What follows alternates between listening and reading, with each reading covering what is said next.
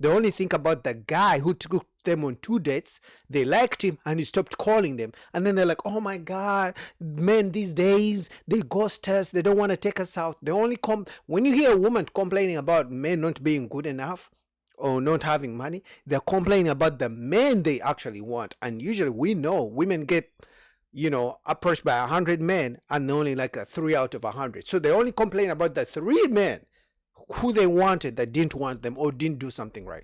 They forget about the 97 that they didn't want. Stop stare. Just like you tried to apply to men and say, have you ever just not dated? Have you ever dated a woman and you ignored her and didn't want to deal with her and all of that? And I would probably make the argument that all of us on this panel have, but there was also a woman that we wanted to marry that we tried to. We've all been turned down on this panel. We've all had a woman in our life that we wanted so bad and she did not want us. She wasn't checking for us, and we had to get on down the road. It's the same thing that happens with y'all, but y'all focus only on the motherfucker that did not want you and not the countless of niggas that's been trying to get at you that would commit to you, that want you, and you like, nah, I'm good. For whatever reason, you entitled for the reason why you don't want to. Some of them ain't shit, some of them are shit, some of them didn't tickle your fancy, some of them didn't move this needle the right way. Who gives a shit? But there are some people who are willing to commit to you in your life. Life is about choices and trade-offs. We as men also we understand that aspect. It's choices and trade-offs. We don't get everything we want from a woman. When we find one and we check it down and be like, all right, it is what it is with this chick right here.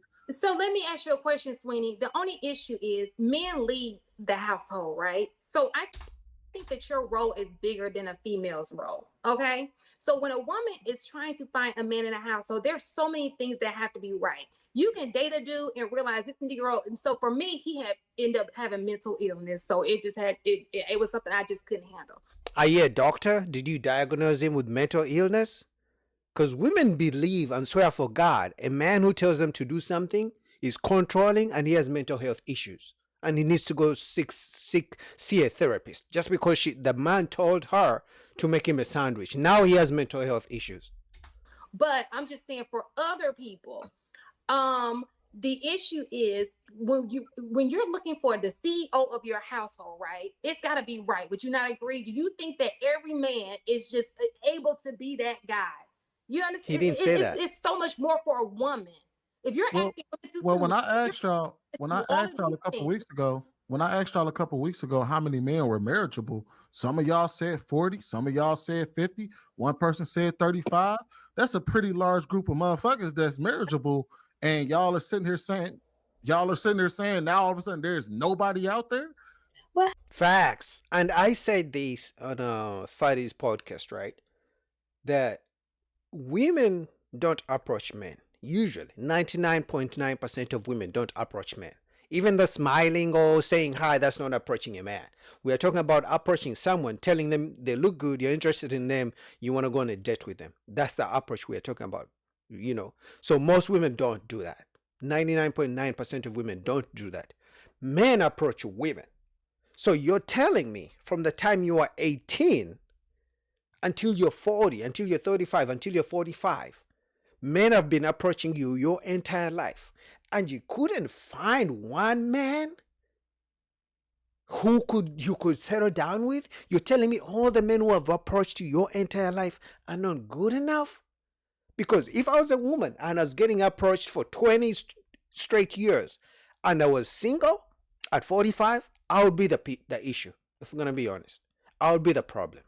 Like we got access to them. Like where? Yeah, you have to have access to them, and then they gotta want you too. So it's let me ask you a question. Would you say I'm a marriageable person? I don't know you like that. just from your experience with me. Would you say Sweeney is a marriageable person? Peace when I come home. You like you talk a little. Would you say Darwin is a marriageable person? Marcus, JR, Trev?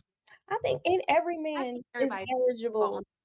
It's got to somebody for everybody out there. Oh shit. So hold on, wait. No, let's let her have it. If that is the case, then why is it so hard to find somebody that's just gonna get down to the end of the road with you? Good question. I get it, and I get it. Hold on, wait. I get it. You I know got the a answer. lot of you got some things that a nigga just has to check off for you to want to be able to be that person It's for the him. sex. Facts. They have so many weird standards that they will have 10 things on the list. And let's say God is so good to them and they find the man who has the 10 things on the list. In year 2, they're going to come up with 2 extra things that they need him to do, whether they saw it on social media, whether they think what he's doing is not enough. Let's say she wants a man who take her out on 2 trips a year. At some point, she's going to think 2 trips is not enough. In other words, they never get enough. It's either the man doesn't meet all the requirements, and we know no one is perfect, or they're going to come up with some new requirements because it's not enough for them. So if they wanted a man who makes $70,000, they're going to look at their friend who has a man who makes $150,000, and they're going to think to themselves, you know, I know my worth. I think I deserve. They like to use the term deserve. I deserve a man who makes $200,000. It's like, what's wrong with a electrician that you've been with for some time? No, I know my worth now. I deserve more. It's crazy. It, You gotta be. are you fucking kidding me? Listen, Are let me you tell you. fucking You're kidding? not letting me explain. I'm not saying because you're a nympho. You won't let me explain. Sweeney, let me finish. If sex were not, if you, there will be women who will be in a sexless marriage and they will be okay with marrying their best friend. Okay. But because men want sex all the time, you kind of want to be attracted to the man you're having sex with, right? You kind of want to kiss them, you know? So if I got to turn my head and always do the one leg up. Oh shit. You should have found out he's not good with sex, or you don't like the way he kisses you the first time you tried it with him. Why wait till the marriage? Put him in a sexless marriage because he's not good with sex, because he doesn't look good. So your point doesn't make sense. If you're claiming you don't want to marry or kiss a man you're not attracted to, why wait till the marriage to create a sexless marriage? So that's Sweeney's point. You're saying all the men you have met to this point, they're not good in sex, they're not good kissers, they don't look good. You're telling me from the time you turned 18 to now you're being 45, all the men you've met are not good at sex? Man, we are cooked. Anyway, man, shout out to Lapif. Link down below.